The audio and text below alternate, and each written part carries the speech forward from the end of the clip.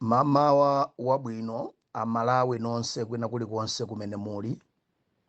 Ine dzina langa ndine Comrade Redson Munlo, mtsogoleri wa Mass Movement for Economic Revolution, the economic revolutionary himself. Ndinakhala nthawi yayitali osalankhula paja ine si kawiri kulankhula pamene palibe zoti ndilankhule. Ndimalankhula kwambiri pa zinthu zimene ndidziwa kuti ndikalankhula zithandiza dziko. Ndiye lero ndi pa 3 May 2023. Lero ndikufuna ndipangeko komenti zinthu zitatu. Nkhani yoyamba ikhale nkhani imene analankhula president kukawale kumasintha pa 1 May pa Labor Day, yonena kuti ifeyo nzika tisamadalire boma. Nkhani yachiwiri ndikufuna ndikambe ndiakumbutsenso amalawi maka za magwiridwe ntchito amayi Martha Chizuma, ndikuti tiakumbutse amalawi ndi chifukwa chiyani ife nthawi imeneja tinkanena kuti amayiwa nkhondo yakatangale sangayithe, ndipo adzasiya ntchito ku ACB asadapange china chilichonse.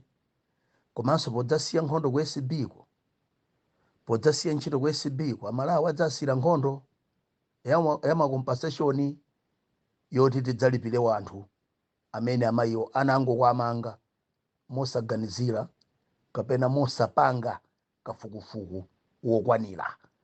Ndiye lero ndifuna ndikukumbutseni ndi malifarensi okwanira ndithu maumboni onena kuti inu ya Malawi mukhale pansi kumaganiza kuti kodi zimene ankachita Mulo ndi anzawo zija zinali zopindula dziko lino kapena ayi. Nkhani yachitatu tikhala tikupanga comment, general comment ya amene ndale ndi utsogoleri wa dziko lino ukuyendera. Ndisachedwe ndiyambe ndi nkhani yakumasintha. Nkhani yakumasintha amayi ndi abambo kuti apresidenti akafike saizi yomanena kuti ifeyo amalawi tisamadalire boma muchina chilichonse, tidzizichitira zinthu patokha. Ndikufuna ndinene mama wa pano amayi ndi abambo, nthawi yanga panopo ikuti 8 minutes past 10.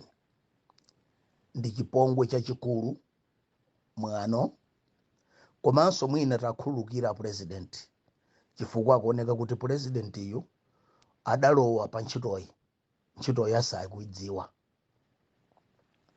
Amayi ndi abambo tonse timadziwa kuti baboma, maufumu, mabanja ngakhale mipingo imakhazikitsidwa ndi cholinga chonena kuti idzipereka social obligation kwa nzika zace, kapena ulidzithandizira boma kuzosowa za anthu amalawi kapena amaiko awo, ndi kupereka guidance mene zinthu zina zingamachitikire, maka kutsata malamulo a dziko, mene angamathe kugwirira ntchito, mene angamathe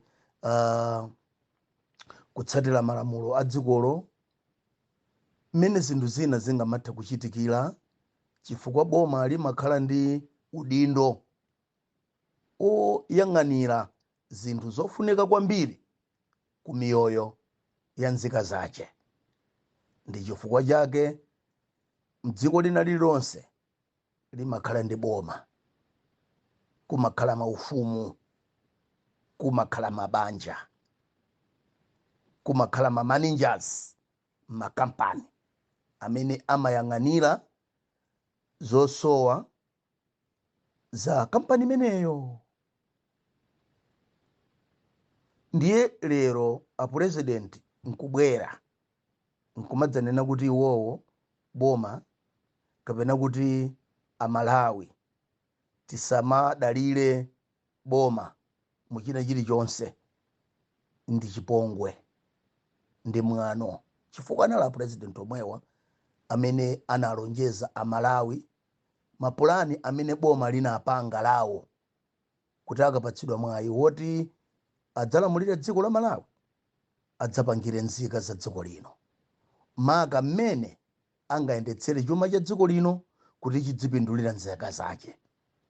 Ndiye lero kuti apresident adzikabwera kumanene kuti amalawi tisadalire boma tidzizipangira zinthu zopatoka zinthu zake zimene akuti tidzipanga ife patokhazo ndiye ziti. Tikufuna taphunzitse apresident kuti boma limakhala ndi cholinga chonena kuti lithandize nzika za dzikolo kupeza zinthu zimene anthuwo amazisowa. Ufumu umakhazikitsidwa ndi cholinga choti ukhale ndi udindo opanga zinthu kapena kutsogolera zinthu zoti zithandize nzika zace. Uli ndi udindo boma loyang'anira nzika zake pa chizungu timati social obligation. Mwina taphunzitsa president sazidziwa zimenezi. Ndiye kuti apresident azikabwera pano kumene kuti amalawi tisamadalire boma sindikudziwa kuti akuthandiza chani. Olo izizi mwina zikuthandiza kuti amalawi apresident sakudziwa ntchito yawo. Boma lili ndi udindo woyang'anira nzika zake pamene pa chizungu timati social responsibility kapena social obligation. Woonetsetsa kuti nzika zake zikukhala motetezeka mdzikolo ntchito ya boma imeneyo. Woonetsetsa kuti nzika za mdzikolo zikuchita china chilichonse motsatira malamulo ndi ntchito ya boma imeneyo. Yoonetsetsa kuti nzika za dzikolo zikugwira ntchito yace. Anthu obwera kudzapanga makampani kumalemba ntchito amalawi akugwira ntchito ndi kuwalemba amalawi motsatira malamulo nkusamaphinja. Ndiye ntchito ya boma imeneyo. Yoonetsetsa kunena kuti zinthu zofunika pa moyo wa malawi ngati zachuma, za ulimi, za mayendedwe, za maphunziro, za umoyo, welfare, social, zinthu zonse zoonetsetsa kuti boma liwonetsetsa kuti amalawi ali ndi kuthekera kapena kuti ali ndi access ku zinthu zimenezi. Ndiye ntchito ya boma imeneyo. Amalawi akalira kuti feteleza wadula kapena kuti kukatundu wadula sikuti amalawi akulakwa chifukwa ndi ntchito ya boma yoonetsetsa kuti katundu amene akugulitsidwa mdziko muno kwa nzika za Malawi boma ali kutengapo mbali kuonetsetsa kuti katunduyo ndi wosadula mopitirira muyezo kuti amalawi alephere kukhala ndi zinthu za basic kapena alephere amalawi kugula zinthu ngakhale zakudya. Ndi ntchito ya boma imeneyo yoonetsetsa kuti anthu amene akugulitsa katundu kwa amalawi akugulitsa katunduyo with fairness. Ndi ntchito ya boma imeneyo.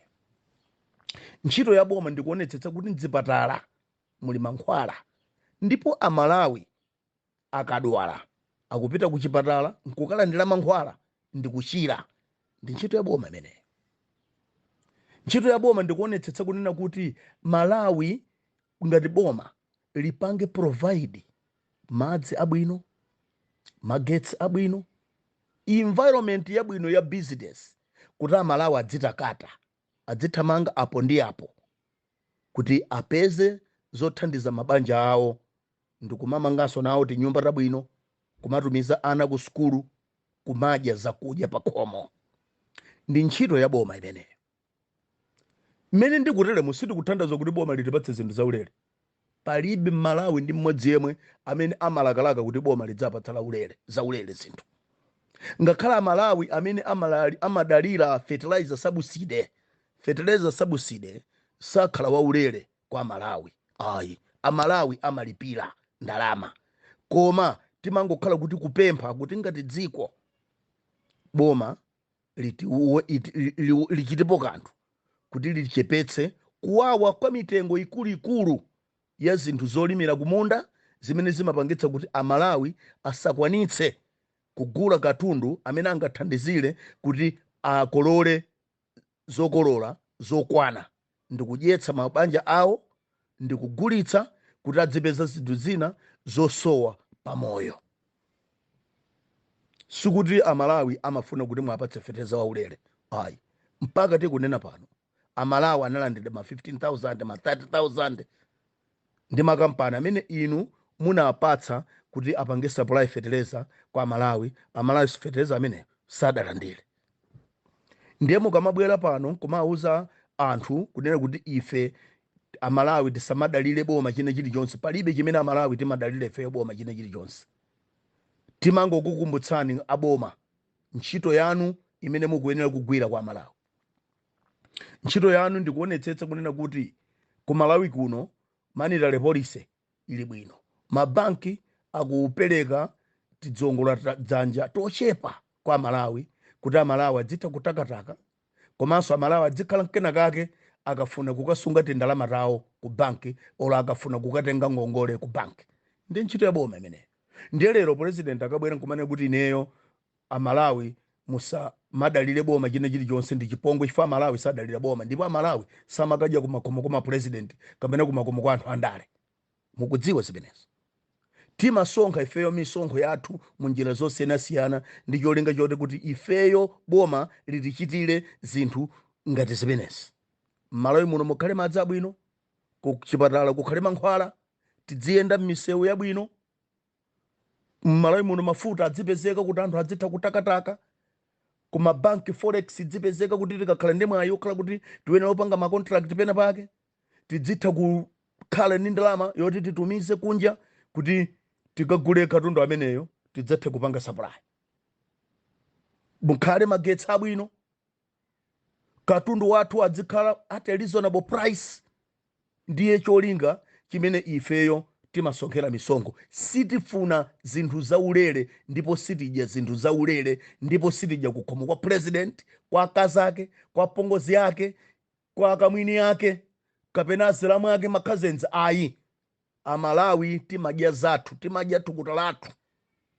Nde ife tikamanena kuti amalawi tikamadandaula kuti katundu wadula munsewu, tikamadandaula kuti mafuta mulibe, tikamadandaula kuti kuchipatala kulibe mankhwala, tikamadandaula kuti forex mabanki mulibe, tikamadandaula kuti misewu yathu ndiyoyipa, tikamadandaula kuti madzi m'dziko muno sabwino, tikamadandaula kunena kuti magetsi akuthimathima, sitimatanthauza kuti tikufuna zinthu zaulere.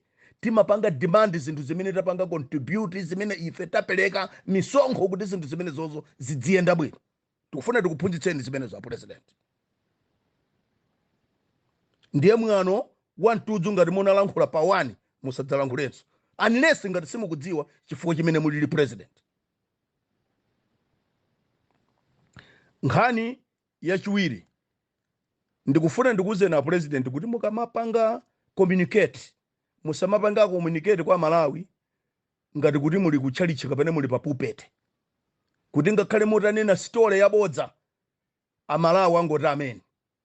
Mudziwe kuti m'dziko muno pamene mwafuna political position yoti mutilamulire ngati president, amalawi timapanga critique china chilichonse chimene mmalankhula.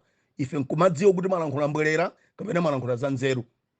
Nde okulemberani ma speech uko mwauze kuti adzilemba ma speech omanga, musamatenga amalawi ngati dzitsiru. Enafe ndife woti ndife ma political scholars, zinthu zinazo timazimvetsa bwino at high level. Ndiye musamalankhule ngati mukulankhula ndi ana kapena ngati kuti mukulankhula ku chalichi kuti mukamaliza kutokota basi ife tingoti amen ndikukandanda kumbuyo ndi mituka yathu kupita kakupatsani kuti mukadye ndaka zanu ndi ana anu. Ayi, ndibwerere ku mutu wachiwiri. Mutu wachiwiri tinakamba za amayi Martha Chizuma. Amalawi tinakuwuzani za amayi Martha Chizuma kuti amayi Martha Chizuma dziko la Malawi kumbali yakatangale sangathe amalawi munatipatsa mayina ena kumatinena ife kuti ndife mileme yogona chopolama. Tikunena kuti munthu choyambirira kuti tidziwe kuti ntchito ayitha. Ife mene timalimbana ndi amayi Martha Chizuma, it was not about gender. Ifeyo za gender timazimvetsa bwinobwino. Andi tinalibe nthawi yoti tapange fight amayi Martha Chizuma ifaja kuti ndi mkazi. Ine nabadwa kwa mzimayi. Ndinaleredwa ndi mzimayi. Tonde analephera kundilela ineyo. Ndinaleredwa ndi mzimayi, sukulu naphunzitsidwa ndi mzimayi, kuleredwa kudyetsedwa ndi mzimayi mpaka kufika age nafikayi. Ndiye ngati kuli wanthu amene ndimalemekeza m'dziko lino ndi azimayi kuposa azibambo. Ndilankhule motero. Ndiye nkhani imene ife timapanga ya amayi Martha Chizuma, it was not about gender. Aye. It was about ability to do the job. Imene munthu tampatsa mosayang'anira kuti ali ndi gender yanji, kuti kani mkazi kaya mamuna. Aye. Ndi amayi Martha Chizuma tinawapatsa ntchito yoti atiyang'anire ku SCB, atigwirire anthu okuba amene akuononga chuma chathu mu njira yakatangale. Malamulo amayi Martha Chizuma adapatsidwa amene adzigwirira ntchito. Ndipo choyambirira chimene amalawi ifeyo tidachiona amayi Martha Chizuma atapatsidwa ntchito ndiye kuyamba kuulula zinsinsi zikuluzukulu za muofesi mwawo mene akugwirira ntchito.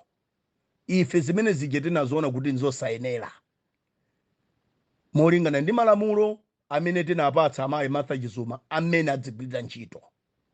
Ife tinatuluka kuliuza dziko kuti mayi uyu walakwira malamulo a dziko lino, walakwira malamulo a ntchito yache, achotsedwe. Chinthu choyambirira kuti tidziwe kuti munthu ayitha ntchitoyo ndiko kusunga malamulo a ntchito yache amene wapatsidwa mene adzigwirira ntchito. Munthu akangoti choyambirira kulowa mu ofesi nkwamba kuononga malamulo a ntchito yache, timadziwa kuti ntchito imeneyo yankanika, sakudziwa magwiridwe a ntchito. Tidayima ifeyo ndikuwauza amalawi kuti amayi Martha Chizuma poulula zinsinsi zikuluzukulu za muofesi mwawo alakwira malamulo a dziko lino komanso kulakwira malamulo a ntchito yawo. Chimene ife tidalandira sitimafuna ife kuti tiyamikiridwe olotipe timafuna ifeyo tayike pa skelo atsogoleri a dziko lino kuti adzidziwa kunena kuti akamapanga zinthu zawozo ifeyo amalawi sitili ngati makolo athu 1964. Zinthu tamba kuziona mwa mtundu wina ngati dziko komanso ngati nzika tayamba kuzindikira mmene timafunira kuti anthu adzigwirira ntchito imene tapatsa. Tinapatsidwa mayina. Kunalawo njezani Kenani mpaka anakachita kutenga chigalimoto pa intaneti kundiyikira kuti ine ndagulidwa ndi asata. Sindikudziwa kuti asata mu nkhani yathu ya oath of office chimakhodza ndi chani molingana ndawo njezani Kenani. Idris Alinasa anakhala kulemba zinthu za mwano zinamtengera ine kubweza gazagaza mwano kumwano kuti aleke kulemba zopusa ndi za uchitsiru zakeso. Kunala achisambere amene amatinena ndi kutilemba mwachipongwe kumatinena kuti ife ndife mileme yogona chopolama. Kunala akondwani Bero amene amatilemba za chipongwe kumatinena kunena kuti ife tikuthandizidwa nda asata. Ndi ena president yawo onse makadeti ndanyamara youth kunali kutilemba za chipongwe ife. Kusonyeza kuti zimene ife timachita palibe amene anazimvetsa. Lero amayi Martha Chizuma ali kuti chaka chino chachitatu ali pa udindo. December amene akubwerayu amayi Martha Chizuma contract yawo ikupanga expire kuti basi yatha. Ndi chiyani chimene ifeyo tingakhale pansi ndikuwerenga kuti amayi Martha Chizuma atipangira? Ndi mbava zingati zimene azigwira amayi Martha Chizuma? Ndi mbava zingati zimene zikupanga save milandu yotana pa chuma cha dziko lino kulibe. Chimene Amalawi tinangochiona ndikuti ine mabulitoni aja amandikhulupirira. Mabulitoni ajati anandisaka mpaka dzibwenzi. NCA ije nkachita phokoso za nkhani za SATA. List ya SATA ili kuti lero tikunena pano Amalawi ambiri adaluza ntchito zawo. Amalawi ambiri adaluza ulemu.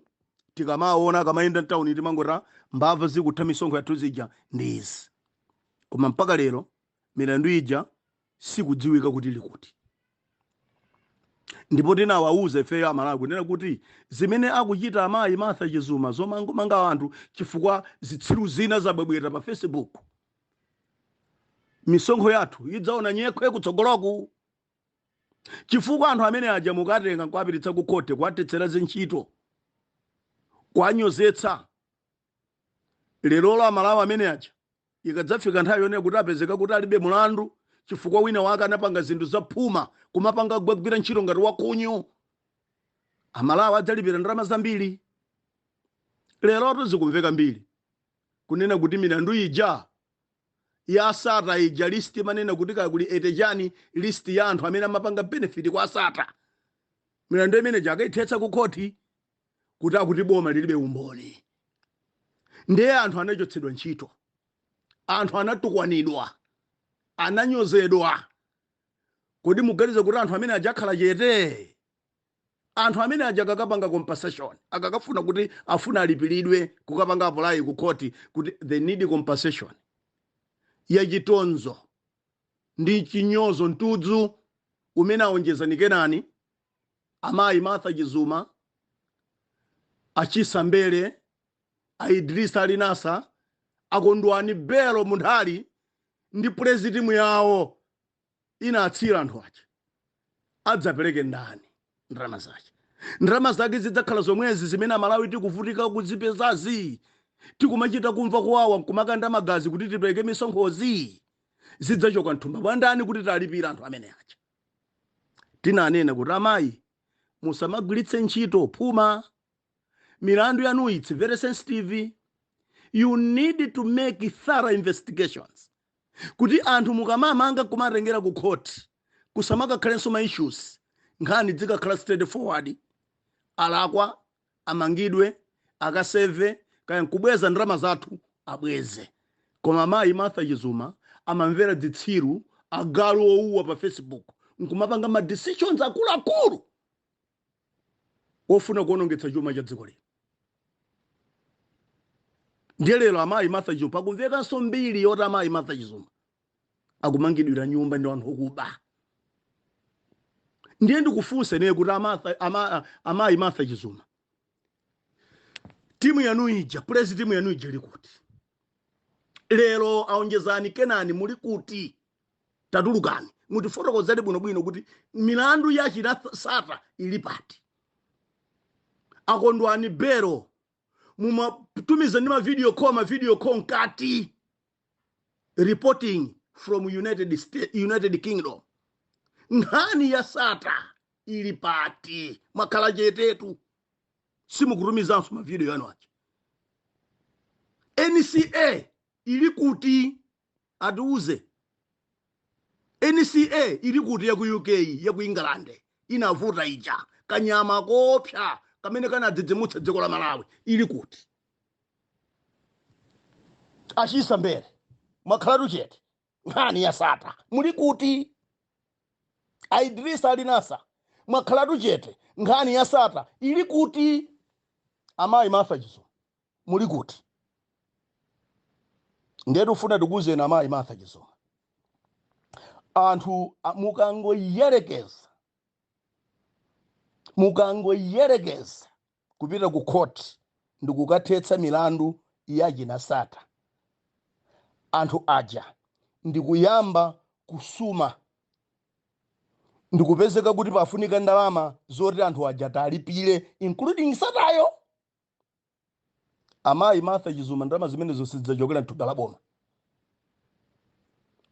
zidzachokera mthumba mwanu inuyo limodzi ndi zitsiru zanuzo, achina Onjezani Kenani, achina Idrisa Ali Nasa, achina Kondwani Bero, achina Chisa Mbere ndi president yanu mudzasonkherana ndalama zoti mudzalipirira anthu amene ndalama zimezichi sizidzachokera mthumba kwina kulikonse kumene mudzapite mudzakhale tidzakakukokani kuti anthu amene omwe alipire sizidzachokera mthumba la Malawi.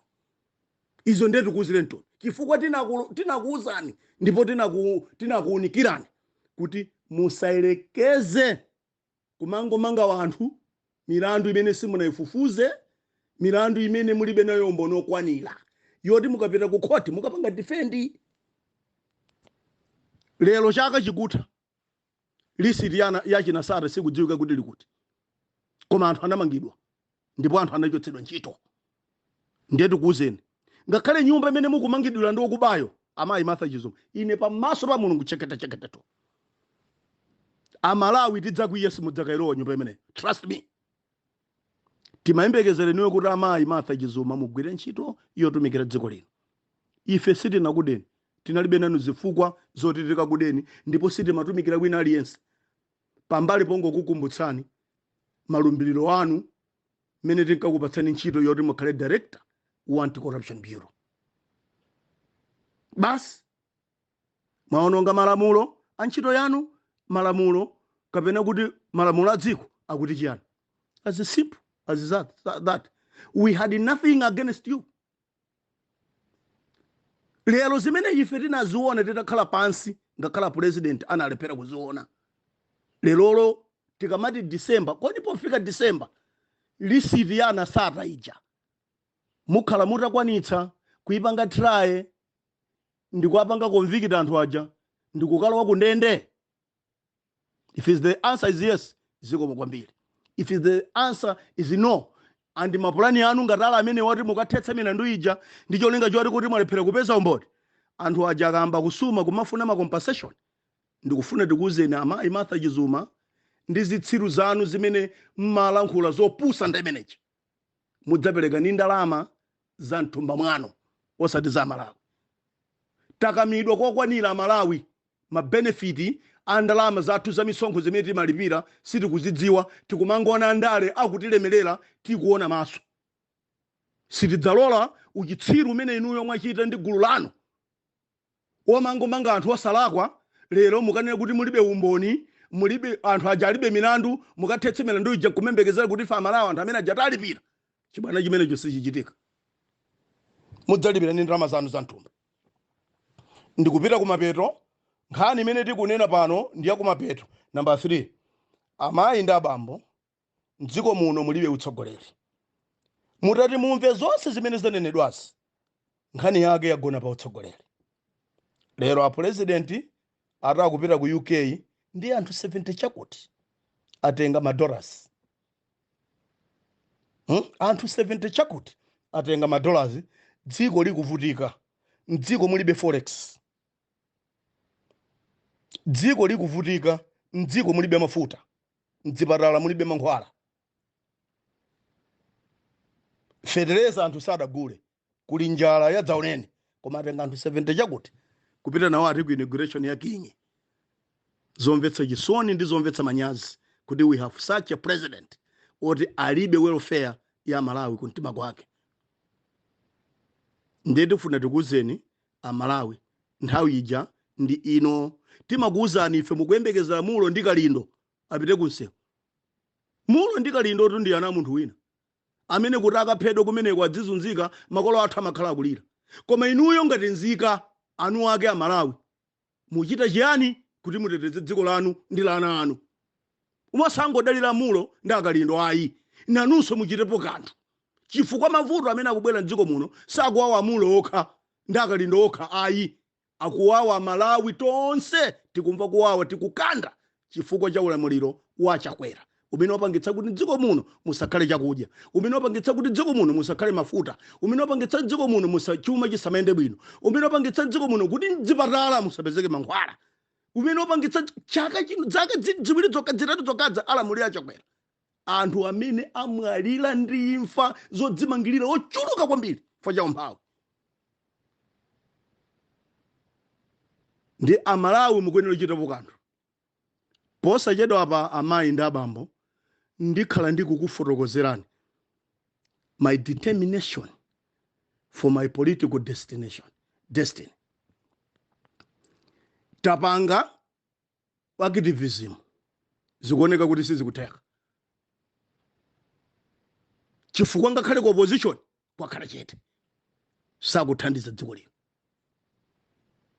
Ndiye kwatsalako konena kuti tsopano tikuganizira zoti kuti chabwino beyond activism tipange chiyani kuti dziko la Malawi lipulumuke. Sitingangogwiritsa ntchito njira imodzi ya activism pamene utsogoleri wa ulendo uno ndi wa mwano wachitonzo wa mtudzu sukumalemekeza activism. Ndiye posachedwa ndidzakhala ndikuyima ndikukufotokozerani kuulula tsogolo langa kuti after activism, beyond activism, tipange chiyani kuti tipulumutse dziko lathu.